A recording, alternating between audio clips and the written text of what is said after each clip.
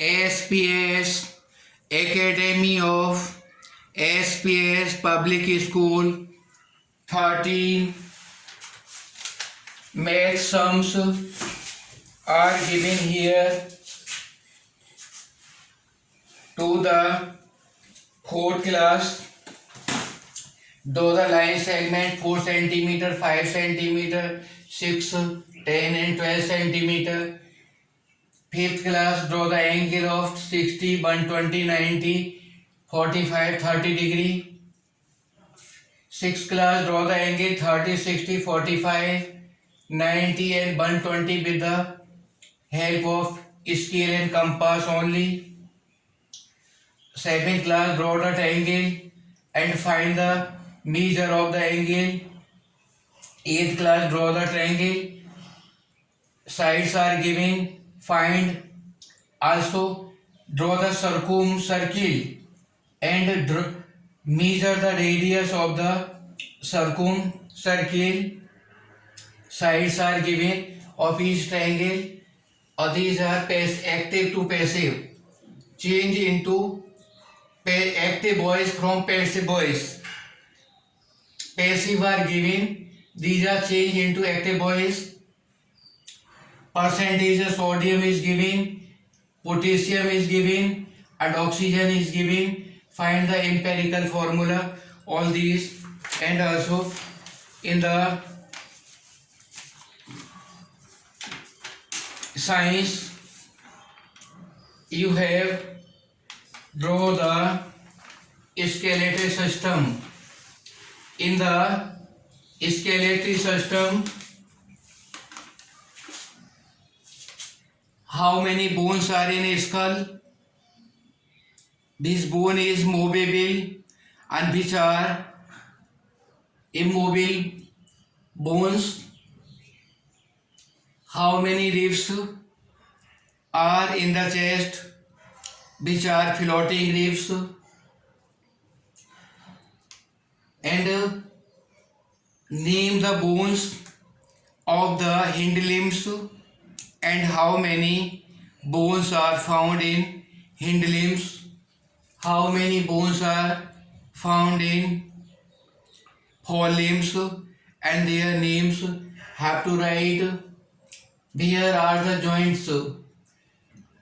Write the name of each joint and each bone in the human body. This bone is sternum. What is the function of sternum? Write all these names by drawing the diagram very clearly of skeletal system. As I have told you that you have to be giving the attention about this, but I am giving the work in the academy, all these.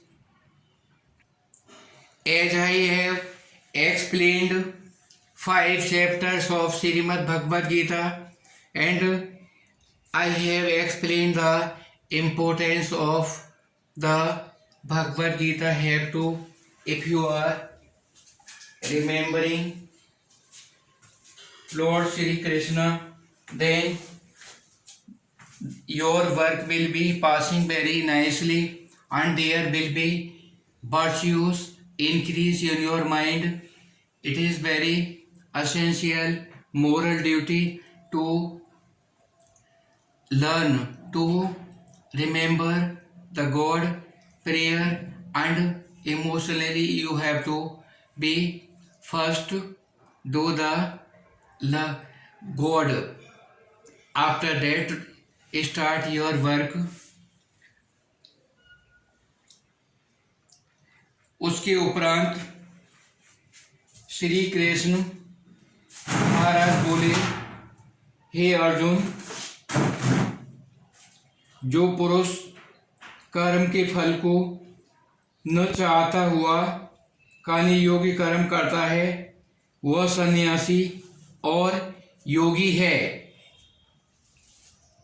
और केवल अग्नि को त्यागने वाला सन्यासी योगी नहीं है। तथा केवल क्रियाओं को त्यागने वाला भी सन्यासी योगी नहीं है। इसलिए हे अर्जुन, जिसको सन्यास ऐसा कहते हैं उसी को तू योग जान, क्योंकि संकल्पों को न त्यागने वाला कोई भी पुरुष योगी नहीं होता। और समत्व बुद्धि रूप योग में आरूढ़ होने की इच्छा वाला मननशील पुरुष के लिए योग की प्राप्ति में निष्काम भाव से कर्म करना ही हेतु कहा गया है। और जो जाने और उस पर योग रूढ़ पुरुष के लिए संकल्पों का अभाव कल्याण में हेतु कहा जाता है। और जिस काल में न तो इंद्रियों के भोगों में आसक्त होता है तथा न कर्मों में ही आसक्त होता है, उस काल में सर्व संकल्पों को त्यागी पुरुष योग रूढ़ कहा जाता है।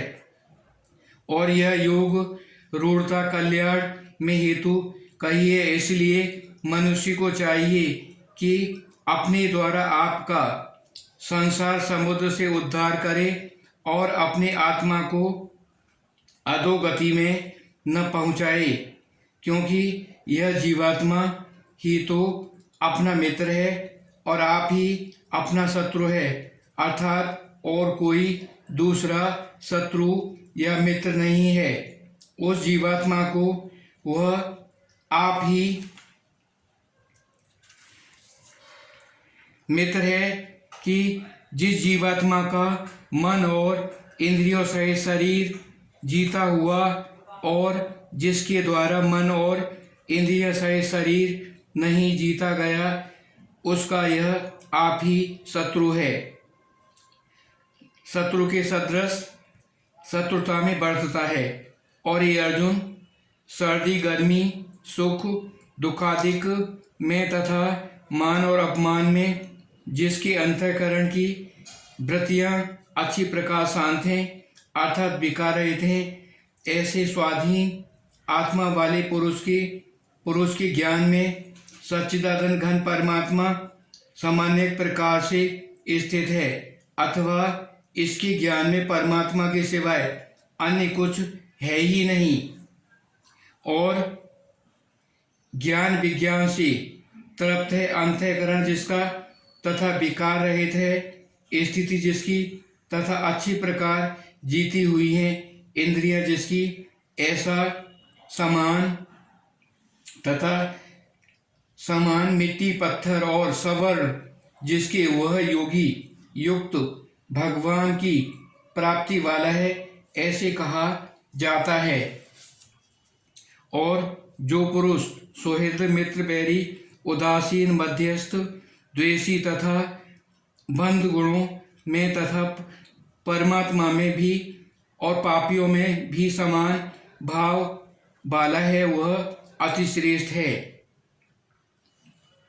इसलिए उचित है कि जिसका मन और इंद्रियों सहित जीता हुआ है, ऐसा वासना रहित और संग्रह रहित योगी अकेला ही एकांत स्थान में स्थित हुआ निरंतर आत्मा को परमात्मा के ध्यान में लगावे। और जैसे कि शुद्ध भूमि में कुशा मृगशाला और वस्त्र हैं उपरो परि, जिसके ऐसे अपने आसन को न अति ऊंचा और न अति नीचा स्थिर स्थापन करे और उस आसन पर बैठकर तथा मन को एकाग्र करके चित्त और इंद्रियों की क्रियाओं के द्वारा बस में किया हुआ है अंतःकरण की शुद्धि के लिए योग का अभ्यास करे।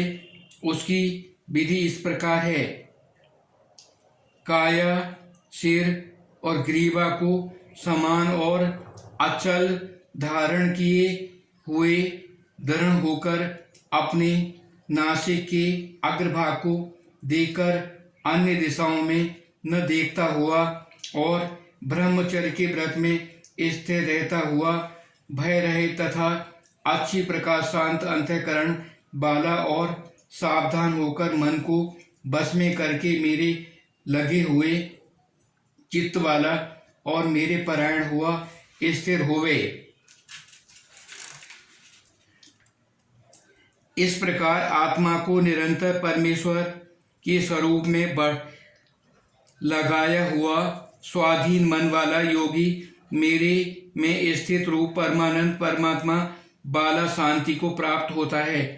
परंतु हे अर्जुन, यह योग न तो बहुत खाने वाले का सिद्ध होता है और न बिल्कुल खाने वाले का, न अति शयन करने वाले का और न अत्यंत जागने वाले का ही सिद्ध होता है।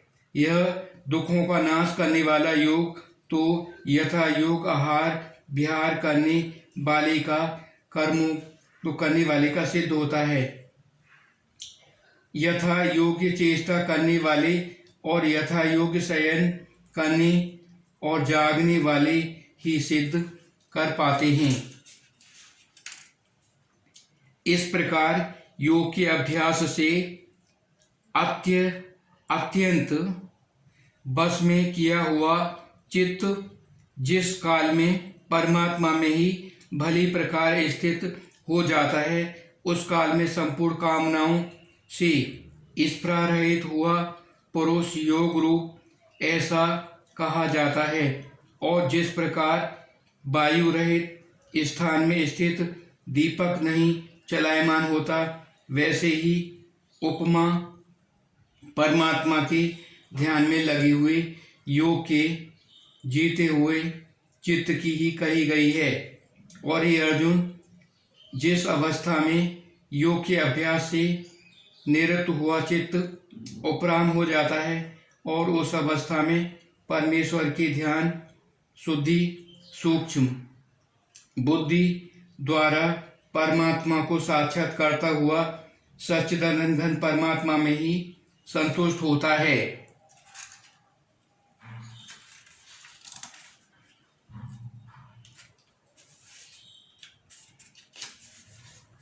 तथा इंद्रियों से अतीत अंतःकरण हुई सूक्ष्म बुद्धि द्वारा ग्रहण किए करने योग्य जो अनंत आनंद है, उसको जिस अवस्था में अनुभव करता है और जिस अवस्था में स्थित हुआ यह योगी भगवत स्वरूप से नहीं चलायमान होता है और परमेश्वर की प्राप्ति में जिस लाभ को प्राप्त होकर उससे अधिक दूसरा कुछ भी लाभ नहीं मानता है और भगवत प्राप्ति रूप जिस अवस्था में स्थिर हुआ योगी बड़े भारी दुख में भी चलायमान नहीं होता है और जो दुख रूप संसार के संयोग से रहित है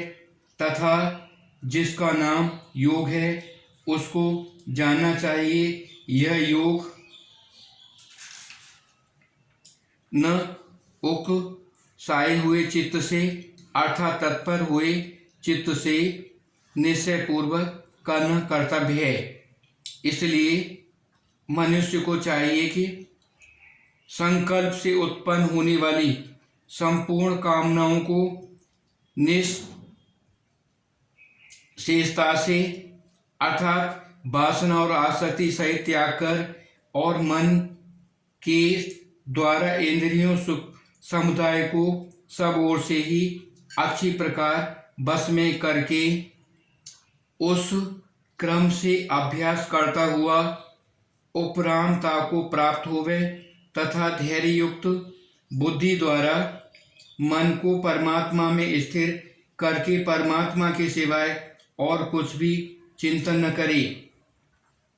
परंतु जिसका मन बस में नहीं हुआ तो उसको चाहिए यह स्थिर रहने वाला और अचल मन जिस जिस कारण से सांसारिक पदार्थों में विचरता है उसमें रोककर बार बार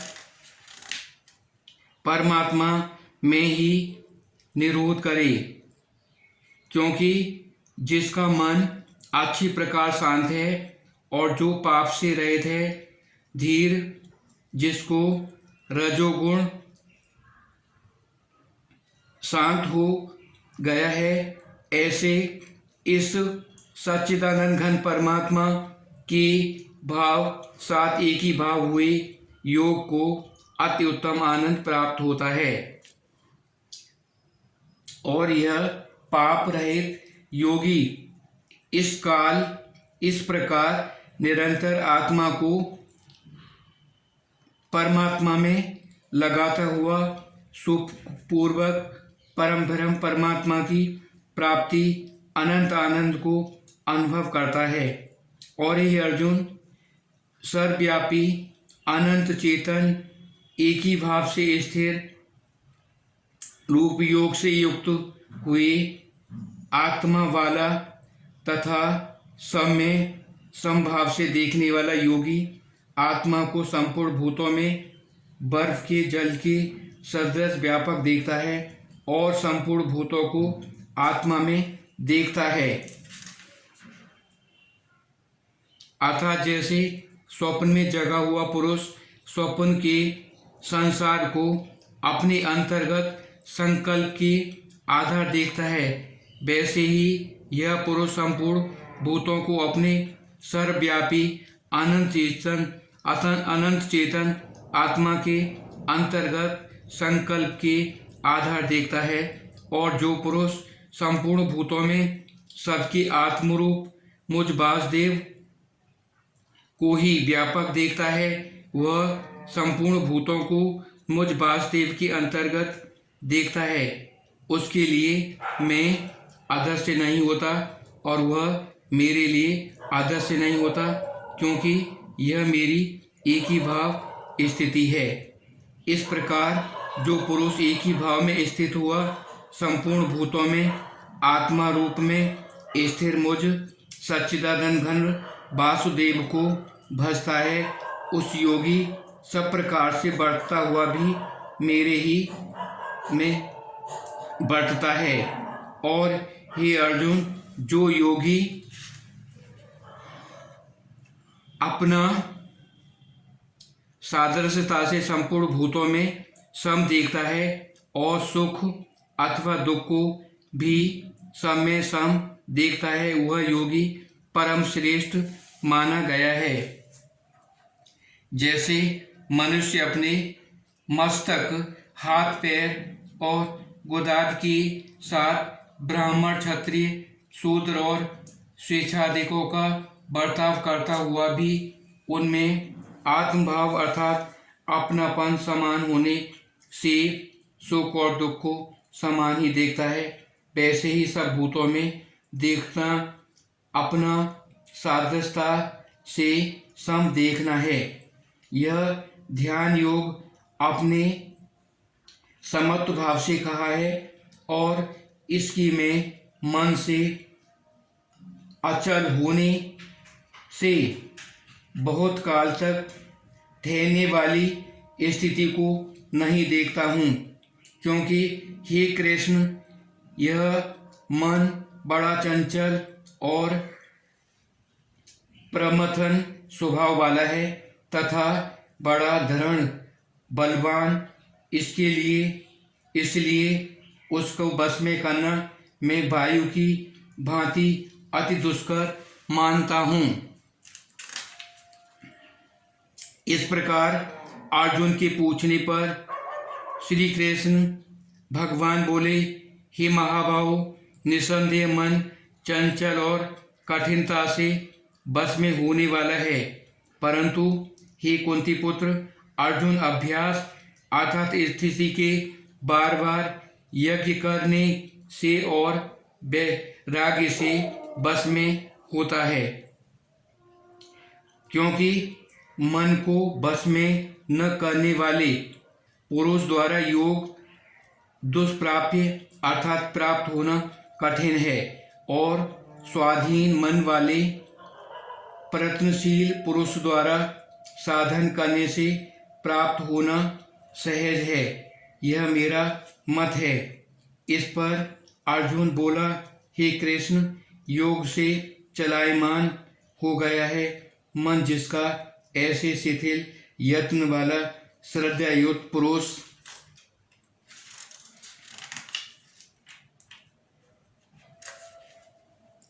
योग की स्थिति को अर्थात भगवत साक्षात्कार को न प्राप्त होकर जिस गति को प्राप्त होता है, और हे महाबाहो, क्या यह भगवत प्राप्ति के मार्ग में मोहित हुआ आशा रहित पुरुष छिन्न छिन्न बादल की भांति दोनों ओर से अर्थात भगवत प्राप्ति और सांसारिक भोगों से भ्रष्ट हुआ नष्ट तो नहीं हो जाता। हे कृष्ण, मेरे इस संशय को संपूर्णता से छेदन करने के लिए आप ही योग्य हैं, क्योंकि आपके सिवा दूसरा इस संशय का छेदन करने वाला मिलना संभव नहीं है। इस प्रकार अर्जुन के पूछने पर श्री कृष्ण महाराज बोले, हे पार्थ, उस पुरुष का न तो इस लोक में और न परलोक में ही नाश होता है, क्योंकि हे प्यारे, कोई भी शुभ कार्य करने वाला अर्थात भगवत अर्थ कर्म करने वाला दुर्गति को प्राप्त नहीं होता है, किंतु यह योग भ्रष्ट पुरुष पुण्यवानों के लोकों को अर्थात स्वर्गाधिक उत्तम लोकों को प्राप्त होकर उनमें बहुत वर्षों तक वास करके शुद्ध आचरण वाले श्रीमान पुरुषों के घर में जन्म लेता है, अथवा वैराग्यवान पुरुष उन लोगों में न जाकर ज्ञानवान योगियों में ही के कुल में ही जन्म लेता है, परंतु इस प्रकार का जो यह जन्म है वह संसार में निसंदेह अति दुर्बल है, और यह पुरुष वहाँ उस पहले शरीर में साधन किए हुए बुद्धि के संयोग को अर्थात ममत्व बुद्धि योग के संस्कारों को अनायासी प्राप्त हो जाता है। हे कुंती नंदन, उसमें उसके प्रभाव में फिर अच्छी प्रकार भगवत प्राप्ति निमित्त यज्ञ करता है, और वह विषयों से के बस हुआ भी उस पहले अभ्यास से ही निसंदेह भगवत प्राप्ति की ओर आकर्षित किया जाता है, तथा समत बुद्धि योग का जिज्ञासु भी वेद में कहे हुए सकाम कर्मों को एक ही बार उल्लंघन न कर पाता है। अब जब कि इस प्रकार मंद प्रयत्न करने वाला योगी भी परम गति को प्राप्त हो जाता है, तब क्या कहना है कि अनेक जन्मों को अंतःकरण की सिद्धि को प्राप्त हुआ, और अति प्रयत्न से अभ्यास करने वाला योगी संपूर्ण पापों से अच्छी प्रकार शुद्ध होकर उस साधन के प्रभाव से परम गति को प्राप्त होता है, अर्थात परमात्मा को प्राप्त होता है। क्योंकि योगी तपस्वियों से श्रेष्ठ हैं, और शास्त्र के ज्ञान वाले से भी श्रेष्ठ हैं। काम कर्म करने वाले भी योगी श्रेष्ठ हैं। इनमें हे अर्जुन, तू योगी हो, और हे प्यारे, संपूर्ण योगियों में भी जो श्रद्धावान योगी मेरे में लगे हुए अंतरात्मा में मेरे को निरंतर भजता है, वह योगी मुझे परम श्रेष्ठ मान्य है। ओम तत्सत। श्रीमद् भगवद गीता ब्रह्म अध्याय योग शास्त्रे श्री कृष्ण अर्जुन संवादे छठो अध्याय समाप्तम। इस प्रकार भगवत गीता का छठा अध्याय समाप्त हुआ। As I told you, all the students have to be giving the attention differentiation between different parts, different chapters of the Bhagavad Gita, and choose the noun words, pronoun, adjective, verb, adverb, preposition, conjunction and interjection, both languages Hindi and English, by repeating again and again the academy, all these academy chapters, academies, SPS Academy I have dropped on the YouTube channel SP Singh Jadon. You have to repeat again and again and choose all the words in Hindi and English and the questions whatever I am asking you. What has Lord Krishna said about in the chapter 6? Write these answers in the